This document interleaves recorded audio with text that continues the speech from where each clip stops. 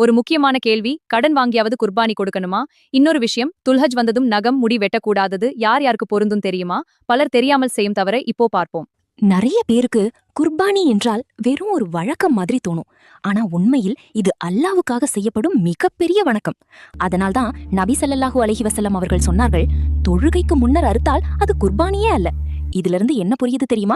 வசதி இருக்கிறவர்கள் கண்டிப்பாக குர்பானி கொடுக்கணும் என்பதுதான். பட் இஸ்லாம் என்ன சொல்லல தெரியுமா?